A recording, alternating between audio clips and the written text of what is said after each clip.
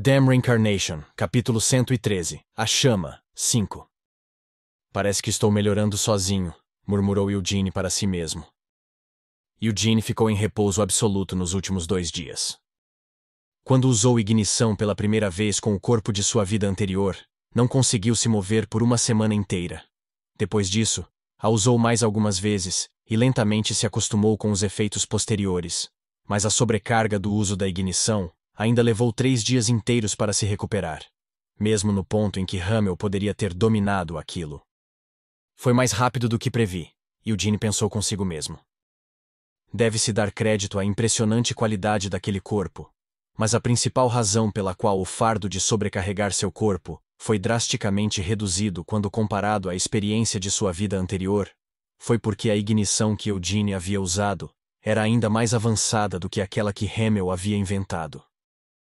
Em primeiro lugar, a fórmula da chama branca era esmagadoramente superior à escritura de treinamento de mana de Hamel. A fórmula do anel de chamas, que incorporou o Eternal Hole, era ainda mais avançada do que a fórmula da chama branca, e ainda foi especializada até certo ponto com a ativação da ignição em mente. Todos os seus núcleos estavam conectados em um círculo. Então, dentro desse círculo, outros círculos eram continuamente criados e depois explodidos. Esta parte se assemelhava ao que Hamel fazia ao sobrecarregar seus núcleos.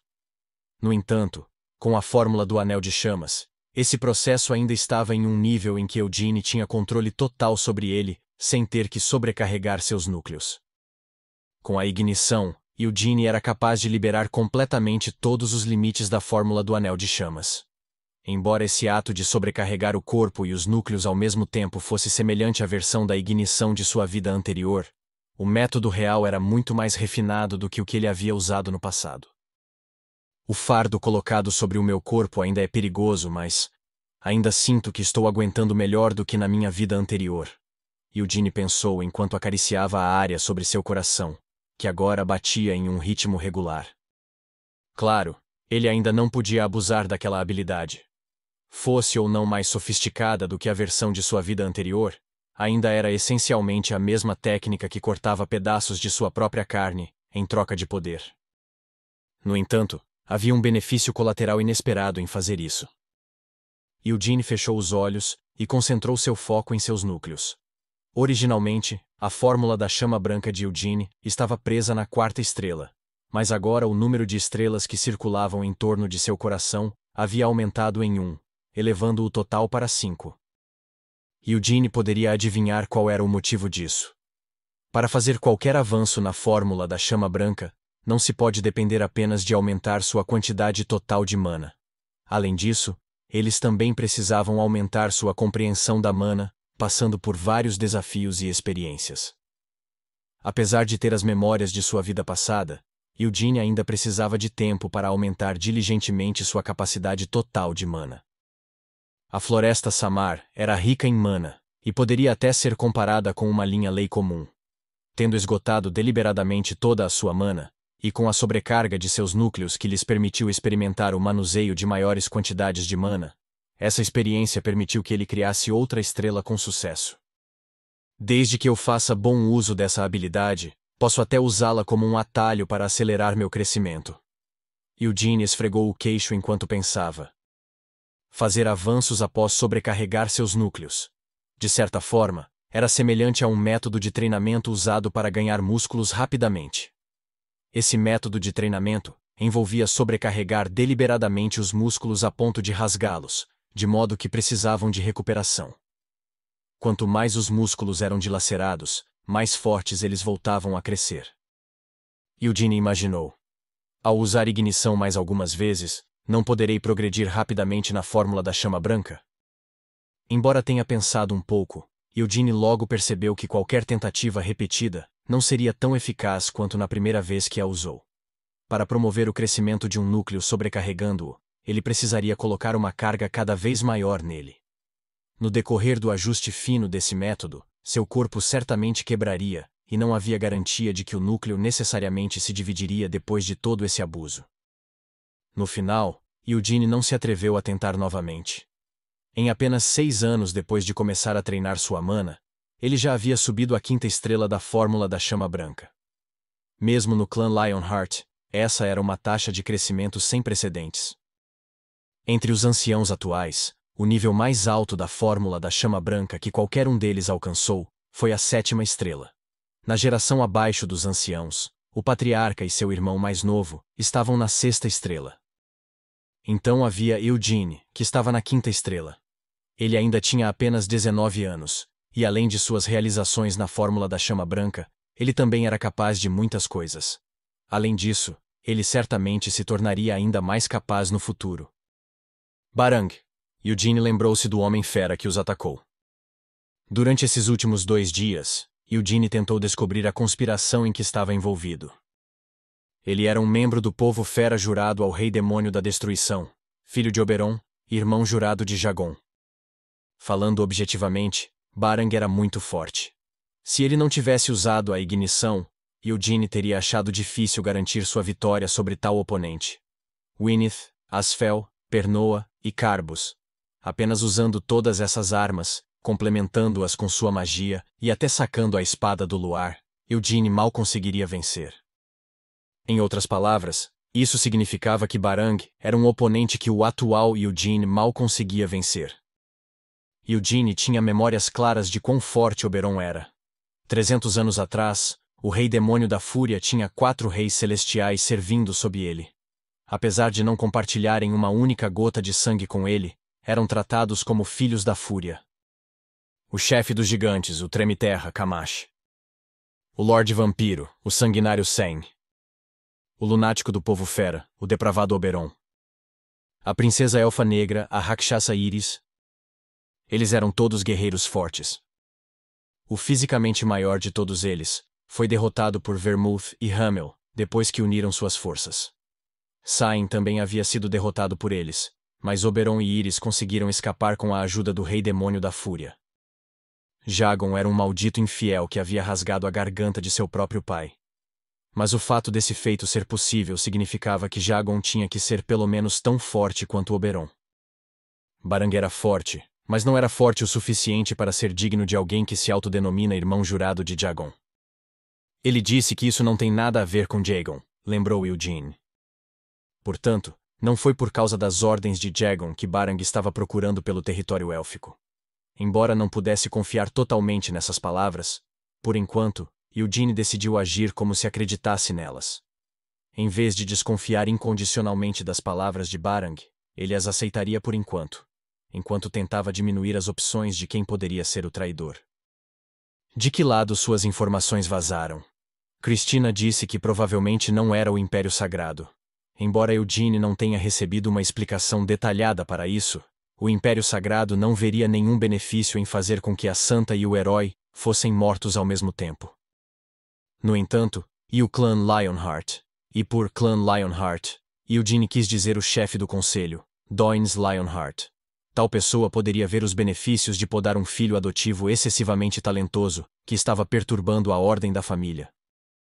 Embora essa escolha não pudesse realmente ser considerada do melhor interesse do clã, se Eugene tivesse morrido, a questão de quem se tornaria o sucessor do patriarca do clã Lionheart teria se tornado muito, muito tranquila. E o que mais tal resultado significaria para o clã? Isso significaria que a hierarquia do clã havia sido restaurada. Eugene também não era um idiota. Ele sabia que, como filho de uma linha colateral distante, tomado como filho adotivo da família principal, seria visto como um rival dos herdeiros da linha direta. Mesmo que não se tornasse realmente o patriarca, a própria existência de Eugene poderia servir como um ponto de encontro para todas as linhagens colaterais. A família principal do clã Lionheart não toleraria tal resultado. Nos últimos 300 anos, o clã garantiu que a linha direta mantivesse sua posição superior, enquanto todas as linhas colaterais eram tratadas como inferiores. Eu não sou apenas um descendente colateral comum, Eugene pensou sem querer se gabar. O chefe do conselho sempre manteve um controle firme sobre a autoridade da família principal. Para alguém como ele, mais do que o fato de Eugene ser um descendente colateral, seria muito mais irritante vê-lo ser reconhecido publicamente como o herói pelo Império Sagrado e sua santa. Na história do clã Lionheart, o único que já foi certificado como herói pelo Império Sagrado, por sua santa, e com uma revelação do Deus da Luz, foi o fundador do clã, o Grande Vermouth. Um filho adotivo de uma linha colateral na verdade recebeu o mesmo título que seu ancestral fundador. Ele até recebeu a aprovação da Espada Sagrada. Além disso, Eugene também sabia que o túmulo do ancestral fundador estava vazio. Portanto, havia muitas razões para Doines querer matá-lo. O Império Sagrado estava preocupado em chamar a atenção dos reis demônios, então ainda não haviam anunciado que Eugene era o novo herói. Se Eugene e Christina fossem mortos, eles nunca seriam capazes de revelar que a tumba do ancestral fundador estava vazia. Mas isso não era algo que Doines pudesse arranjar pessoalmente. Então pode ter conspirado com o povo demônio. Se o relacionamento deles era seguro o suficiente para Doines fazer um pedido tão grande a eles, isso significava que seu conluio já durava muito tempo. O chefe do conselho estava em conluio com o povo demônio. Não posso ter muita certeza, Eugene lembrou a si mesmo enquanto olhava para o próprio punho. Os vasos sanguíneos ali, que estavam inconscientemente cerrados por algum tempo, estavam se contraindo. Afinal, pode não ser o chefe do conselho. Como tal, Eugene teve que manter seu silêncio por enquanto. Ele era forte o suficiente para invadir o castelo dos Leões Negros sozinho, subjugar o chefe do conselho e descobrir a verdade. Isso era impossível. O apelido do chefe do conselho, Doines Lionheart, era o Leão Branco Imortal. Ele era um personagem que existia há mais de 100 anos. Se eu voltar vivo e em boas condições, o desgraçado por trás dessa conspiração será forçado a tomar outras medidas. A razão pela qual Eugene decidiu manter o silêncio foi porque a missão de Barang não era apenas matar ele e Christina. Isso era apenas um propósito secundário. O primeiro objetivo daquela besta era confirmar a localização do território élfico. Por esse motivo, seguiu Eugene desde o início sem atacá-los. Eugene ponderou. Que motivo o chefe do conselho poderia ter para estar interessado no território élfico? Ele não conseguia pensar em nada. Será que Doines também queria encontrar Siena? Bem, parecia que quase todo mundo tinha algum desejo de descobrir onde Siena havia desaparecido. Mas não, Eugene balançou a cabeça. Aquele que realmente queria encontrar o território élfico tinha que ser o Rei Demônio atrás de Barang. Que neste caso, era o Rei Demônio da Destruição. Eugene não desejava recordar aquele nome, nem a figura a ele associada. Em sua vida anterior, houve apenas uma ocasião em que ele viu o Rei Demônio da Destruição. Mesmo assim, não ficaram cara a cara, em vez disso o viram enquanto ele se movia de um local distante. Não. Parecia que ele estava se movendo? Ele realmente estava parado? Eugene não conseguia sentir nenhuma certeza. O Rei Demônio da Destruição era exatamente essa existência. Eugene só o tinha visto uma vez, mas todos que estiveram lá compartilharam o mesmo pressentimento. Aquilo não era algo que eles pudessem lutar. Não era algo que tivessem qualquer chance de resistir. Era algo incompreensível. O Rei Demônio da Destruição era uma existência excepcionalmente forte e bizarra, mesmo entre os 5 reis demônios. Eles o viram apenas uma vez, mas todos entenderam imediatamente esse fato. Matar os outros reis demônios não era nada mais do que um passo à frente em seu objetivo de eventualmente alcançar o Rei Demônio da Destruição, e sua batalha com ele seria a batalha decisiva da guerra. O povo fera jurou servir ao Rei Demônio da Destruição, lembrou Eugene. O Rei Demônio da Destruição era sem dúvida bizarro, mas ele não gostava de solidão. Mesmo 300 anos atrás, o Rei Demônio da Destruição teve alguns vassalos. No entanto, mesmo evitando a solidão, ele ainda provou ser bizarro. Os reis demônios foram todos capazes de conceder poder a seus vassalos através de vários métodos diferentes. Quando alguém recebia esse poder de um rei demônio, sua alma era jurada ao rei demônio. Essa forma de contrato era a mesma usada pelos demônios comuns. O Rei Demônio da Destruição aceitou vassalos, mas não concedeu a eles o poder que poderia ser obtido de seus contratos com o Rei Demônio. Então seus vassalos não foram forçados a jurar suas almas para o Rei Demônio da Destruição. Dito isso, não significava que seus contratos eram inúteis. Ser capaz de se tornar um vassalo do Rei Demônio Supremo, que ficava em primeiro lugar em força entre todos os reis demônios, era algo especial. Além disso, seus contratos com o Rei Demônio da Destruição os marcaram com uma marca que também lhes deu o conhecimento de como controlar o poder demoníaco. No entanto, tal impressão deu uma certa quantidade de conhecimento sobre como controlar o poder demoníaco, apenas até certo ponto. Em outras palavras, era de valor limitado para outros demônios ou magos negros. Se eles iriam assinar um contrato, mesmo que isso significasse ter que jurar suas almas, era melhor para eles assinarem um contrato com o rei demônio do encarceramento, que poderia prometer uma enorme quantidade de poder em troca.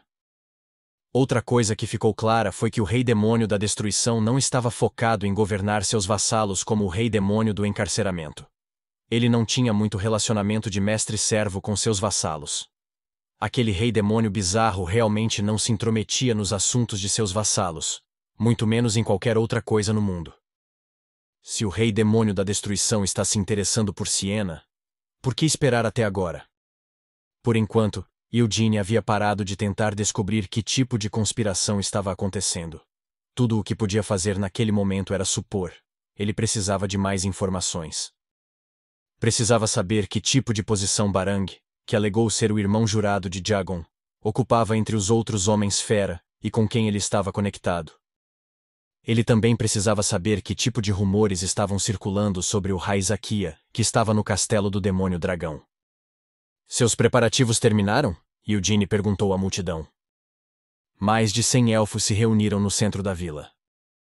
Os elfos que foram feridos no ataque de Barang há 2 dias foram todos curados pela magia sagrada de Cristina. Isso significava que todos eram capazes de se mover com os próprios pés. Sim, confirmou Signard. Signard também recebeu o mesmo tratamento que os outros, mas as expressões dos elfos, inclusive dele, não estavam tão aliviadas. A partir daquele momento, estariam deixando a aldeia em que viveram por tanto tempo, e seriam forçados a cruzar a hostil floresta tropical. Se conseguissem chegar ao seu destino, teriam uma vida muito melhor do que a que tinham naquela aldeia, mas a maioria dos elfos ainda temia que esta viagem terminasse em fracasso. Como está seu corpo? Eugene perguntou. Signard murmurou. O maior problema que eles enfrentavam era que vários dos elfos estavam infectados com a doença demoníaca. Embora a doença demoníaca não progredisse mais enquanto vivessem nesta floresta, se não tivessem sorte, poderiam morrer dela assim que a deixassem. Parece bom, respondeu Signard após alguma hesitação. Entre os elfos, aquele com o caso mais avançado da doença demoníaca era Signard, então ele recebeu um longo galho para segurar na mão. Não estava apenas o segurando. Signard segurava reverentemente o galho com as 2 mãos, como se estivesse servindo de vaso ou pedestal. Este era o galho de árvore que Eugene havia cortado da árvore do mundo. Como as barreiras da vila eram mantidas pelas mudas que brotavam da árvore do mundo, Eugene pensou que os galhos cortados da árvore do mundo poderiam ter um efeito semelhante. Felizmente, parecia que as coisas tinham funcionado exatamente como ele esperava. É tão confortável. É como se eu finalmente tivesse voltado para casa, Signard murmurou. Eugene perguntou-lhe sem rodeios. Isso não é apenas uma ilusão de sua parte? Tem certeza de que está confortável? Tenho certeza, afirmou Signard com confiança. Embora seja apenas um galho, sinto o aconchego de casa vindo daqui. É algo parecido com o sabor do ensopado da sua mãe? Eugene perguntou curiosamente. Por que um galho teria gosto de ensopado? Signard zombou. Por que um galho faria você se sentir em casa? Eugene atirou de volta enquanto sacava Wynneth. Eu confirmei. O espírito da árvore do mundo reside naquele galho. Se é esse o caso, isso não significa que podemos usar Signard como uma barreira móvel? Uma barreira móvel? O quê? Estou certo, não estou? Esse certamente parece ser o caso. Você está certo, Hamel. A doença demoníaca não será capaz de progredir em uma área ao redor daquele elfo. É impossível purificar completamente a doença? Bem, se não é a própria árvore do mundo, então não posso dizer com certeza. Afinal, isso ainda é apenas um galho. Tempest ponderou sobre essa questão por alguns momentos, antes de continuar a falar. No entanto, se você plantar esse galho e essas mudas juntas na propriedade de sua família, elas poderão um dia crescer e se tornar uma árvore gigante capaz de purificar os elfos da doença demoníaca. Isso vai demorar um pouco, Eugene resmungou para si mesmo com um suspiro enquanto caminhava até as mudas da árvore do mundo. No total eram 3 mudas. Ele havia pensado em colocá-las dentro de seu manto, mas isso poderia fazer com que as mudas secassem e morressem. Como tal, ele não teve escolha a não ser arrancá-las do chão, com raízes e tudo, e levá-las consigo. E pensar que você está usando um método tão bárbaro? E daí? Eugene perguntou defensivamente. Consome muito menos mana apenas arrancá-las e levantá-las no ar com o vento, do que fazer o solo fluir como um rio e carregar as mudas. É apenas graças a mim que o consumo de mana do primeiro método é tão baixo. Aham, muito obrigado. Eugene acalmou Tempest e balançou Wynneth. Um vento forte foi chamado que arrancou as 3 mudas. Como tal, um espetáculo bizarro foi criado. A partir daquele momento, Eugene teria que atravessar a floresta com 3 árvores flutuando acima de sua cabeça e levando mais de 100 elfos atrás de si. Que cansativo, reclamou Eugene para si mesmo. Ele também não podia simplesmente carregar as árvores com ele. Cada vez que precisavam fazer uma pausa, as árvores também precisavam ser replantadas e dar tempo para se recuperarem, para que não murchassem.